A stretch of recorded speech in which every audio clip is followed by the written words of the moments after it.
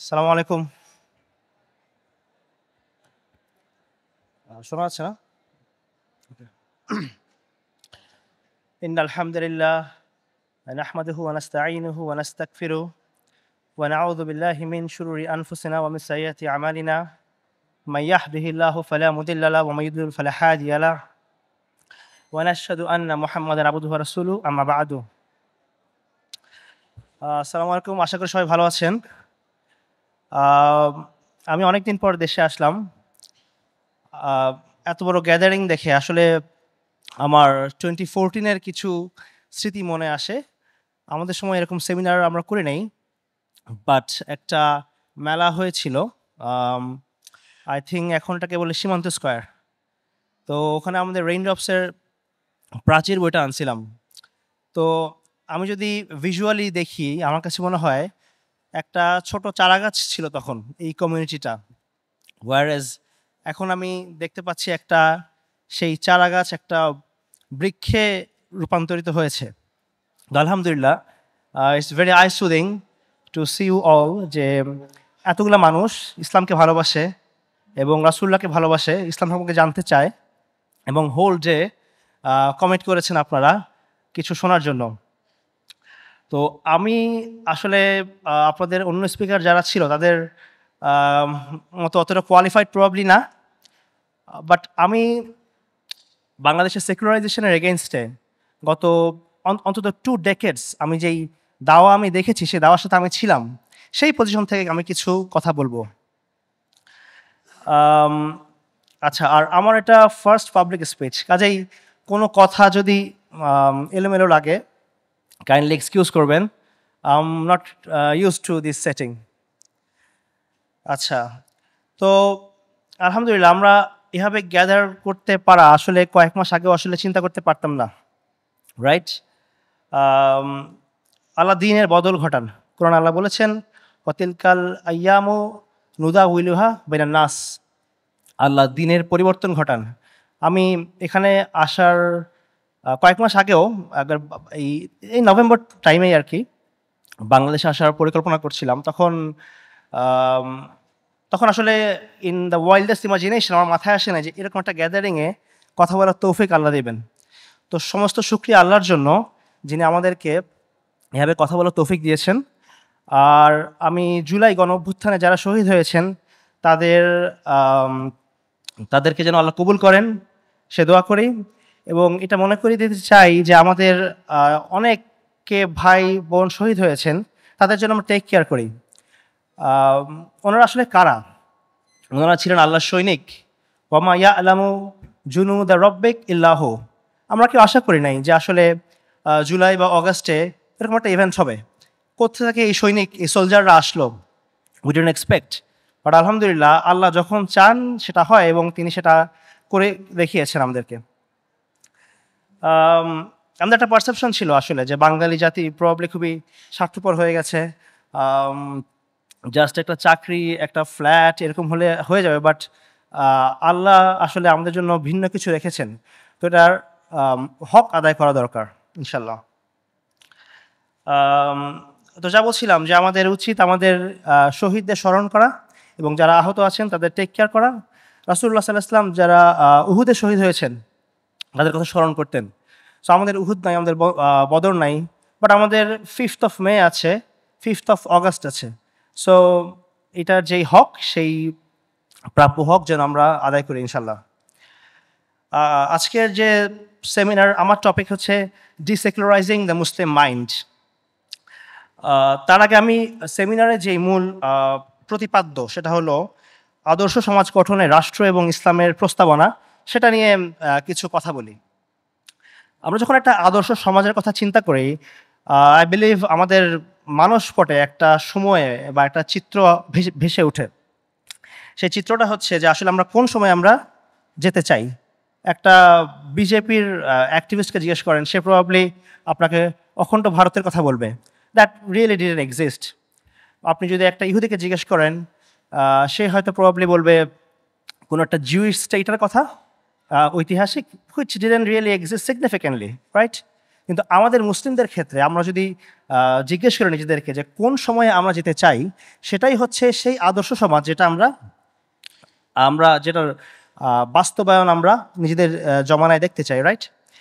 তো আমি প্রশ্ন করি আপনাদেরকে, আপনারা কোন সময় আসলে ফিরে যেতে চান?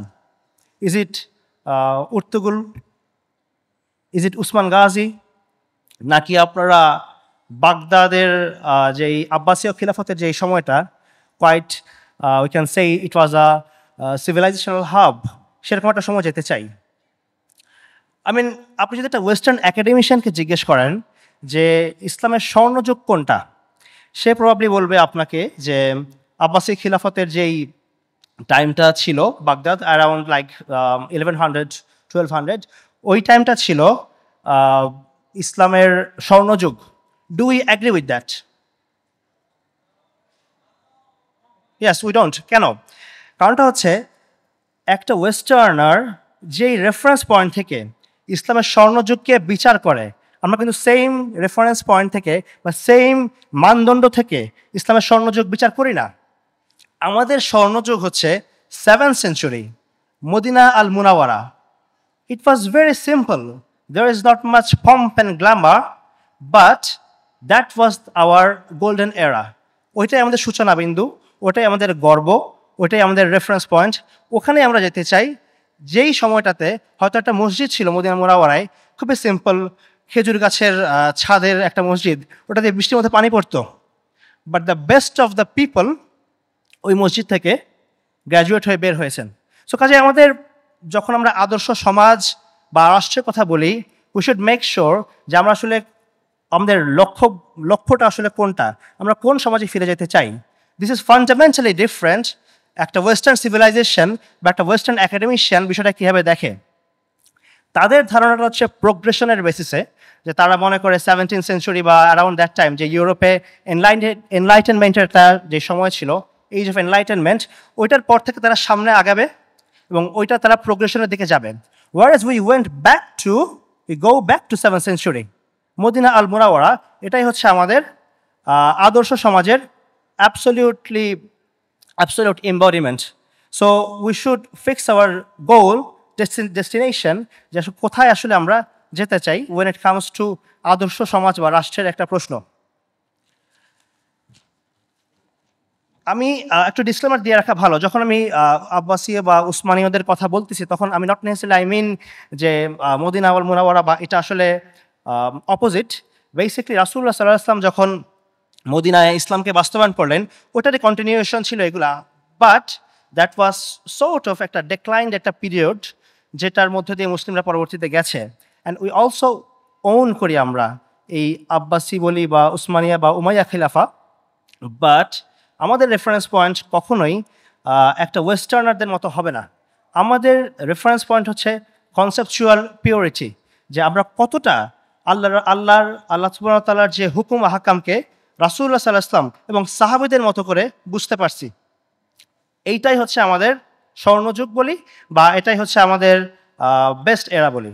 আপনারা সবাই জুম্মার খুতবায় আমরা একটা কথা সময় খেয়াল করেন হয়তো, খয়রু উম্মতি করনি সুম্মাল্লাযীনা ইয়ালুনাহুম, মানে আমার উম্মত, রাসূলুল্লাহ সাল্লাল্লাহু আলাইহি ওয়াসাল্লাম বলতেছেন আমার উম্মত হচ্ছে best, and then the next generation, and then the next generation.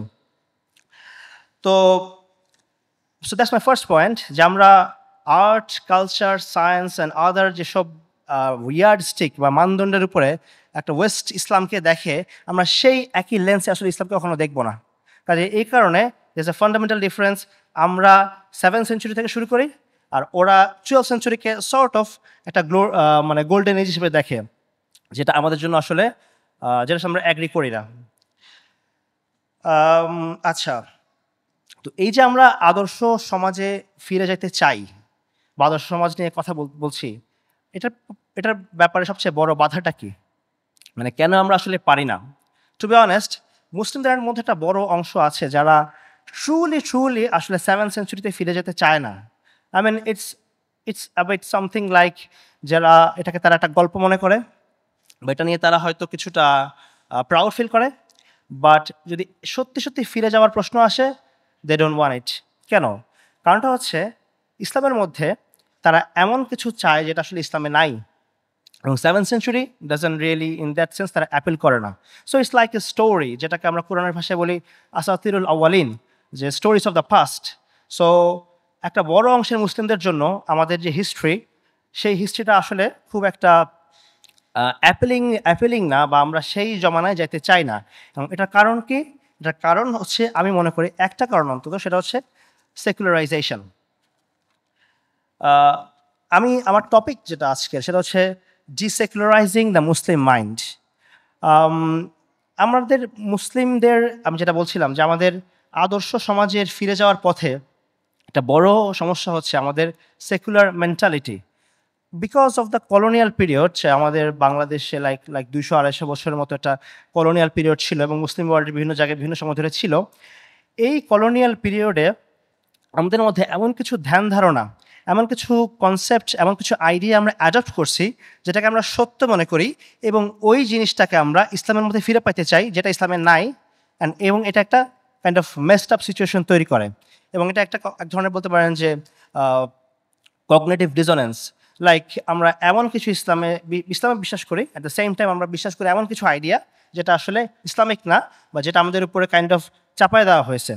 So ডিসেকুলারাইজ করাটা জরুরি, বিকজ আমরা যদি এই আইডিয়াগুলোকে আইডেন্টিফাই না করি, চিহ্নিত না করি, যে কোন ধারণাগুলা, কোন বিশ্বাসগুলা আমাদেরকে, আমাদের হার্ট অ্যান্ড মাইন্ডকে কাইন্ড অফ করাপ্ট করে রাখছে, we can't go back to Islam, যে রাসূলুল্লাহ সাল্লাল্লাহু আলাইহি ওয়াসাল্লাম আমাদের জন্য নিয়ে আসছেন। তো আমি খুব সংক্ষেপে আলোচনা করে আসলে সেকুলারিজম বলতে আমরা কী বুঝি। এই আলোচনাটা এই কারণে করি, যখন সেকুলারিজমের যে প্রচলিত ডেফিনেশন, এটা একটু প্রবলেমেটিক, কাইন্ড অফ একটু ন্যারো ইন দ্য সেন্স, যা এটা বলা হয় যে ধর্ম এবং রাষ্ট্র দুটাকে পৃথক রাখা হচ্ছে সেকুলারিজম, রাইট? বাট এটা, আমি মনে করি এটা সেকুলারিজমকে সঠিকভাবে আসলে ডিফাইন করে না।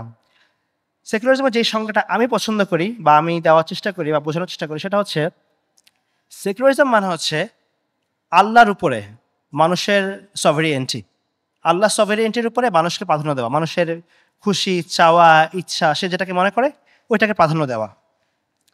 তো যখন এই বিষয়টা এটার কোর হবে, সেকুলারিজমের কোর, দেন শুধুমাত্র রাষ্ট্রীয় জীবন না, আমাদের প্রত্যেকটা জীবনের প্রত্যেকটা অংশ কিছু ফরেন কনসেপ্ট দিয়ে, সেকুলারিজম দিয়ে ইনফ্লুয়েসড হবে।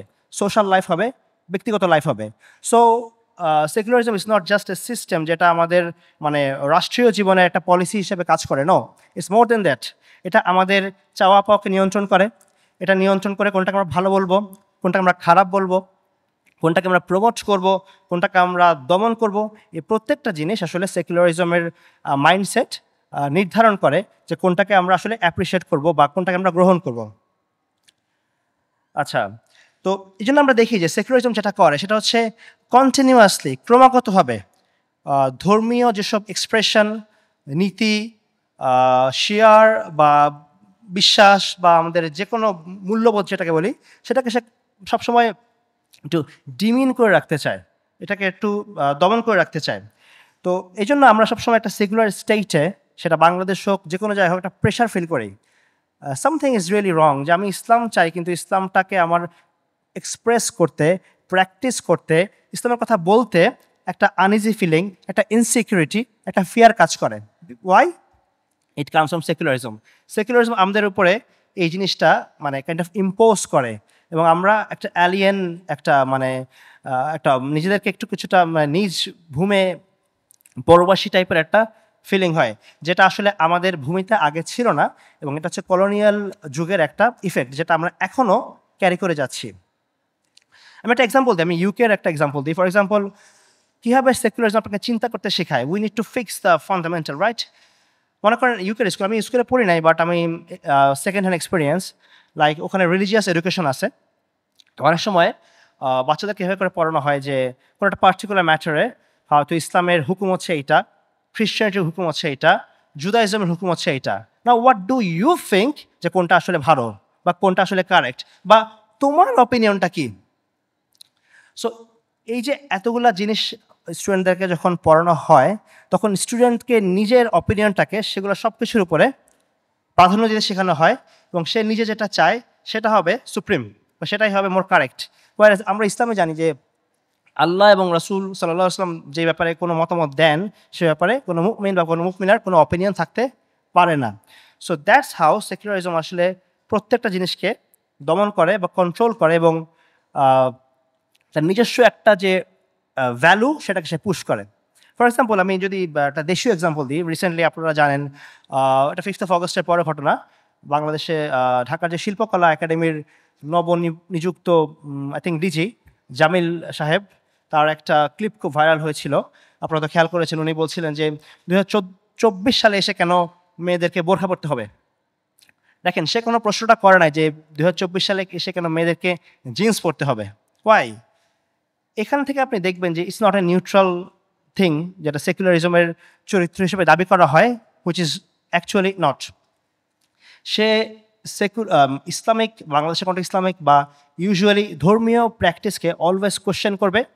আসলে কোশ্চেন করবে না বলে বা প্রশ্ন করবে না বলে বলা উচিত, প্রশ্নবিদ্ধ করবে, প্রেশার দিবে এবং এটাকে সে হেয় করবে, তুচ্ছ করবে। সো এইভাবে সেকুলারিজম যখন আসলে ধর্মীয় স্বাধীনতার কথা বলে, সে আসলে ধর্মীয় স্বাধীনতা দেয় না, সে ধর্মকে নিয়ন্ত্রণ করে, ধর্মীয় স্বাধীনতাকে খর্ব করে এবং এটা করে হচ্ছে একটা সোশ্যাল কন্ডিশনিংয়ের মাধ্যমে।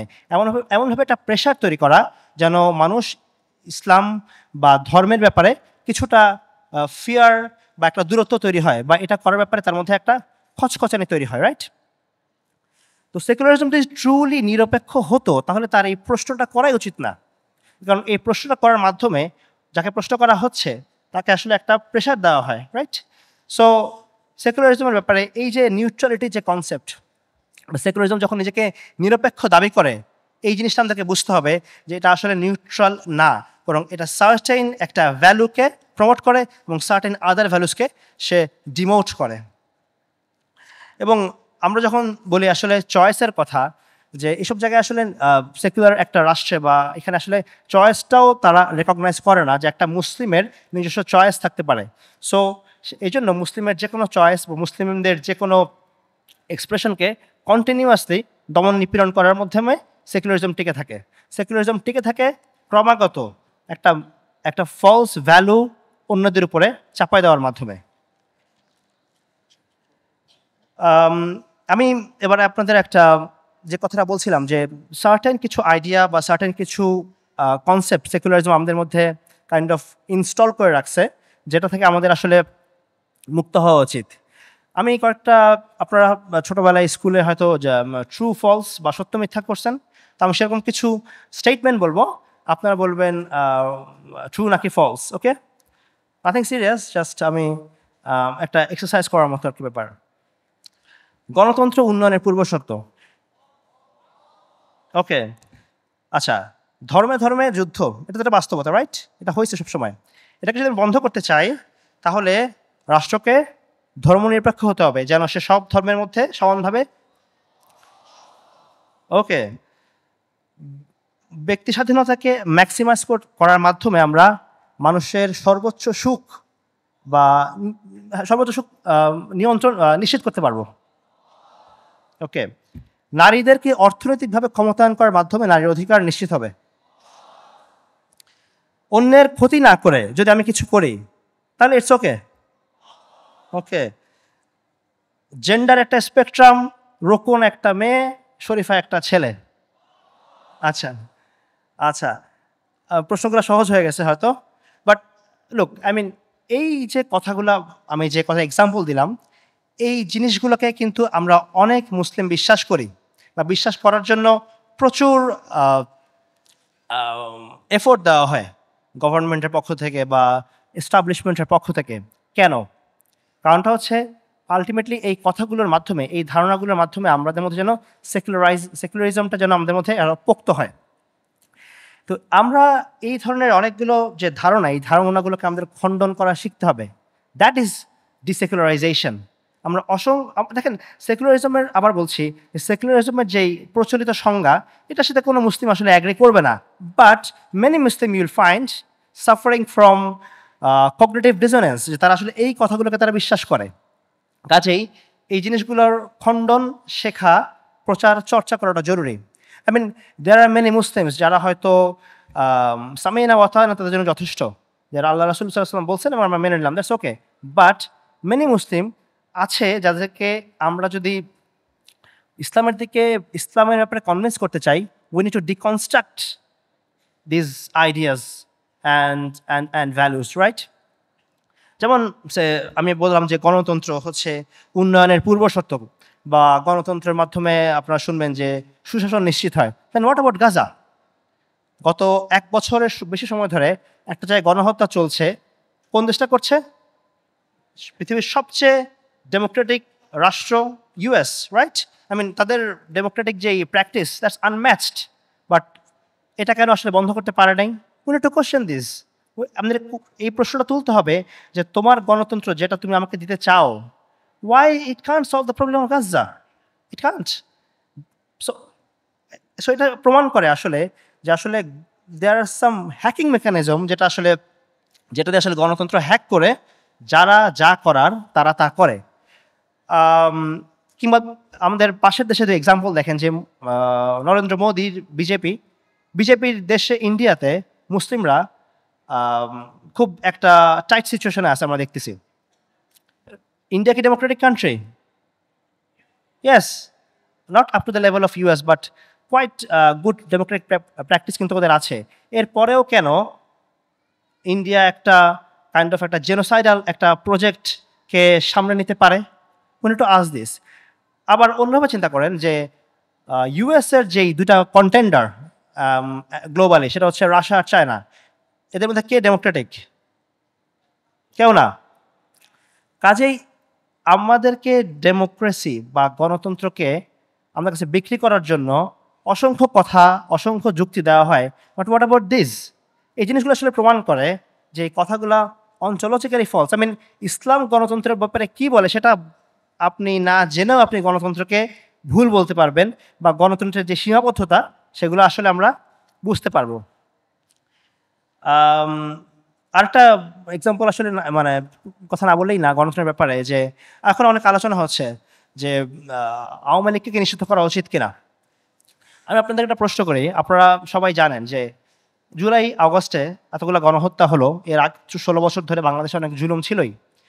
বাংলাদেশে এরকম মানুষ আছে কিনা যারা মনে করে জুলাই অগাস্টের যে ম্যাস মার্ডার আওয়ামী লীগ করেছে সেটা ঠিক আছে? অনেক মানুষ যারা আওয়ামী লীগের সাপোর্ট করে বা আওয়ামী লীগ যারা করে, তাদের মধ্যে অনেক মানুষ, তাদের মধ্যে কোনো রিমোর্স নাই, কোনো অনুশোচনা নাই। তারা মনে করে যে যা হয়েছে ঠিক হয়েছে। বাট এই ধরনের মানুষগুলোকে আসলে আমরা তখন বলি যে এদের আসলে ভোটাধিকার থাকা উচিত। আমরা বলতেছি আওয়ামী লীগ নিষিদ্ধ করা দরকার, আওয়ামী লীগ নিষিদ্ধ করা দরকার, এই মানুষগুলোর ভোটাধিকার থাকা উচিত। তাহলে ডেমোক্রেসি বা ভোটাধিকার আসলে খুব মৌলিক কোনো বিষয় হইতে পারে না, যেভাবে করে একটা সেকুলার রাষ্ট্র বা সেকুলারিজমের জিনিসটাকে যেভাবে করে প্রেজেন্ট করা হয় বা যেভাবে করে তার পক্ষে যুক্তি দ্বারা করানো হয়। Because we have lot of situation যেখানে আমরা দেখতেছি democracy failed, democracy hacked, democracy doesn't function at all. So এটা হচ্ছে একটা লাইক আমি একটা এক্সাম্পল দিলাম যে আসলে এই ধরনের আইডিয়াগুলোর মধ্যে আসলে সমস্যাগুলো কোথায়। আর আমি একটা সেকেন্ড যে এক্সাম্পলটা ছিল সেটা হচ্ছে সেকুলার স্টেট সাকসেসফুলি পারে যে বিভিন্ন ধর্মের মধ্যে কোনো হানাহানি বা যুদ্ধ বা এই জিনিসটাকে বন্ধ করতে। সেকুলারিজম আসার পর, সেকুলার লিবারালিজম যখন ফ্লারিশ করছে ওয়েস্টার্ন ওয়ার্ল্ডে, এরপর থেকে যুদ্ধ হানাহানি কি বেড়েছে না কমেছে? ওকে, অল দে ডিড, আগে যেটা ছিল রিলিজিয়াস ওয়ার, সেটাকে তারা শিফট করে একটা ডিফারেন্ট ডোমিনে নিয়ে আসে, সেটা হচ্ছে নেশন ওয়ার। এবং এই জন্য আপনারা দেখবেন যে সেকুলার হিস্ট্রিতে ডেকেডস আফটার ডেকেডস দেয়ার ওয়াজ মানে ব্লাডি ইনফাইটিং, মানে প্রচণ্ড নৃশংস যুদ্ধ ছিল বিভিন্ন জাতির মধ্যে। জাস্ট বিকজ কেন আমি ব্রিটিশ তুমি ফ্রেঞ্চ, এই কারণে, আর কিছু না। সো যুদ্ধের জায়গায় যুদ্ধ ছিল, হানাহানির জায়গায় হানাহানি ছিল। They couldn't solve it, they just move the goal post. এবং তারা তখন দাবি করা শুরু করলো আমরা আসলে ধর্মীয় সম্প্রীতি বজায় রাখি। এই ধর্মীয় সম্প্রীতি আসলে কতটুকু বজায় রাখে যদি সেকুলারিজম মানে হিস্ট্রি দেখেন, it's a really a bloody mess. আপনারা অল দে ডিড, তারা নেশন স্টেট করার পর উইদিন দ্য নেশনস বা জাতিরাষ্ট্রের মধ্যে এই যুদ্ধটাকে নিয়ে আসলো। এবং পৃথিবীর ইতিহাসে সবচেয়ে বড় বড় দুটো যুদ্ধ, ফার্স্ট ওয়ার্ল্ড ওয়ার এবং সেকেন্ড ওয়ার্ল্ড ওয়ার, এই দুইটা যুদ্ধে আমরা সেটা দেখলাম যে কী পরিমাণ ব্লাডশেড আসলে মানুষ করতে পারে। এবং দেন তারা কিছুটা বলা যায় একটু একটা সিস্টেমের মধ্যে নিয়ে আসলো।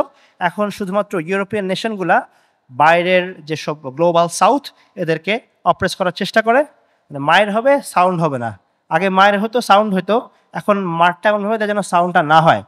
বাট জুলুমের জায়গায় জুলুম এখনও আছে, রিপ্রেশন এখনও আছে। All the did is just change the player. আচ্ছা, তো এই যে সেকুলারিজমের যে অসংখ্য দাবি বা স্লোগান বা রেটরিক, যেগুলো আমি এক্সাম্পল আসলে আপনাদের সামনে কয়েকটা দিলাম, এই স্লোগানগুলো আসলে এভাবে চিন্তা করতে পারেন যে এগুলো হচ্ছে সেকুলার মূর্তি বা সেকুলার বিভিন্ন আইডল। কারণ প্রত্যেকটা মিথ্যা আদর্শ আসলে একটা মিথ্যা মূর্তির মতো।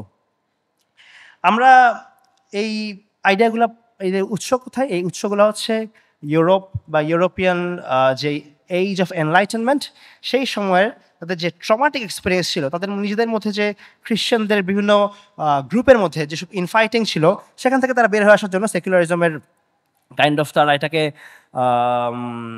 এটা জন্ম দিছে। বাট এইটা আসলে কি, এটা তাদের একটা কাইন্ড অফ গেস ওয়ার্ক। তাদের মনে হয়েছে যে আমরা যদি এই আমাদের যেই চার্চ এবং ভার্সেস কিং যে যুদ্ধ বা বিভিন্ন খ্রিশ্চান যেসব বিভিন্ন ডিনোমিনেশন, এদের মধ্যে যে যুদ্ধ, সেটাকে যদি বন্ধ করতে চাই, তাহলে আমাদের একটা ডিফারেন্ট সিস্টেমে যেতে হবে। ইন্টারেস্টিংলি, যারা সেকুলার লিবারালিজমের প্রবর্তক, তারা নিজেরাও শিওর ছিলেন না যে আসলে এই সিস্টেমটা কাজ করবে কিনা। সো এই যে শিওর না থাকা, এই যে অনুমান করা, গেস ওয়ার্ক করা, এটাকে কোরআনের ভাষায় কি বলে? একটা প্রবলেম, একটা সমস্যা হয়েছে, সেটার সমাধান খুঁজতেছি। So someone came up with an idea but he is not sure যে এটা আসলে কাজ করবে কিনা। এই অনুমান, এটাকে কোরআনের ভাষায় বলে জান। জান হচ্ছে বলতে পারেন কনজেকচার বা অনুমান। আল্লাহ তাআলা কোরআনে কাফেরদেরকে সমালোচনা করছেন বিকজ তারা জানের উপরে রিলাই করে, তারা অনুমানের উপরে কথা বলে। আপনি একটা মুশরিক যখন বলে যে অমুক দেবতা তাকে বৃষ্টি দেয়, অমুক দেবতা তাকে সামথিং এলস দেয়, আমরা খুব সহজে বুঝি। বাট এটা কি? এটা তার অনুমান না? সে না জেনে কথা বলছে। আল্লাহ তাআলা বলছেন যে এই যে দেবতা বা হোয়াট এভার যেসব গডের পূজা করে যে মুশরিকরা, এদের ব্যাপারে কোনো প্রমাণ আছে? নাই। সেকুলারিজম যে সমাধান, এটার ব্যাপারে কোনো এম্পিরিক্যাল প্রমাণ আছে? নাই। ডেমোক্রেসি যে ওয়ার্ক করে, এটার ব্যাপারে কোনো এম্পিরিক্যাল প্রমাণ আছে? না। ইটস জাস্ট মনে হওয়া এবং সেখান থেকে অনুমান করে সেটাকে ট্রায়াল অ্যান্ড এররের মাধ্যমে চেষ্টা করা। কিন্তু যখনই তারা দেখলো এটাকে একটা টুল হিসেবে ব্যবহার করা যাবে, তখন তারা এটাকে আমাদের উপরে পরম সত্য, প্রশ্নাতীত একটা ব্যবস্থা, যেটাকে নিয়ে কোশ্চেন করা যাবে না, যেটাকে নিয়ে কোনো ধরনের, যেটাকে বাধা দেওয়া যাবে না, সেরকম একটা সলিউশন হিসেবে আমাদের উপরে ইম্পোজ করলো। সো কোরআনের ভাষায় এটাকে আমরা বলি জান।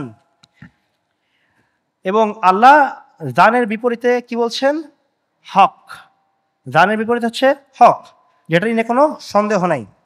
সূরা আন-নাজমে আল্লাহ বলছেন ওমা লাহুম বিহি মিন ইলম, তারা যে কথা বলে সেটার ব্যাপারে তাদের কোনো ইলম নাই।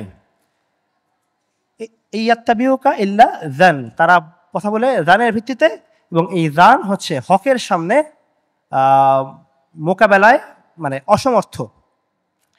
কাজেই জানের ভিত্তি হচ্ছে এক্সপেরিয়েন্স, বা আমরা বলতে পারি যে এম্পেরিক্যাল এভিডেন্স, যে তাদের মনে হয়েছে তাদের লাইফের একটা ঘটনা, তাদের একটা ঐতিহাসিক ইনসিডেন্টের উপরে তারা তাদের সমাধানটাকে বের করার চেষ্টা করে। আমাদের সমাধানের ভিত্তিটা কি? আমাদের সমাধানের ভিত্তি হচ্ছে ওয়াহি। সো একদিকে হচ্ছে আমাদের জান আর আরেকদিকে হচ্ছে ওয়াহি। আচ্ছা, এই জান ভার্সেস আমাদের যে হক, এটা হচ্ছে আমাদের ইসলাম ভার্সেস যে সেকুলারিজম, এটা খুবই মৌলিক একটা জ্ঞানগত একটা পার্থক্য। আমরা অনেক কথা, অনেক আইডিয়া, অনেক ন্যারেটিভকে খুব সহজে বিশ্বাস করি, গ্রহণ করি অ্যাজ ইফ এটা হচ্ছে পরম সত্য। কিন্তু আমরা যদি ডিসেকুলারাইজ করতে চাই, উই নিড টু আইডেন্টিফাই যে আসলে আমাদের কোন কোন বিষয়গুলা আমরা ধারণা করি, আমাদের সমাজে প্রচার করা হয়, সেগুলোকে আমাদের চিনতে হবে, জানতে হবে এবং খণ্ডন করতে হবে। এটাই ডিসেকুলারাইজেশন। আমি মনে করি এই ডিসেকুলারাইজেশনের আমাদের স্কোপ অনেক বৃদ্ধি করা দরকার। বিকজ আমরা যদি মনের মধ্যে খচখচানি নিয়ে ইসলামকে গ্রহণ করি, আমরা কখনো শান্তি পাবো না। কোরআন আল্লাহ তাআলা সূরা নিসার 65 নম্বর আয়াতে বলছেন, তোমরা কখনো ফালা ওয়া রাব্বুক, কখনোই আল্লাহর কসম যে তোমার রবের কসম, তোমরা কখনোই পূর্ণ ঈমানদার হতে পারবা না যতক্ষণ না পর্যন্ত রাসূলুল্লাহ সাল্লাল্লাহু আলাইহি ওয়াসাল্লামকে হাকিম বা বিচারক হিসেবে মেনে নাও, এবং তোমাদের মধ্যে যেসব ডিসপিউট হয় সেটার মধ্যে ফয়সালাকারী হিসেবে মেনে নাও, এবং তার জাজমেন্টের ব্যাপারে, রাসূলুল্লাহ জাজমেন্টের ব্যাপারে তোমাদের মধ্যে কোনো ধরনের ডিসকমফোর্ট না থাকে।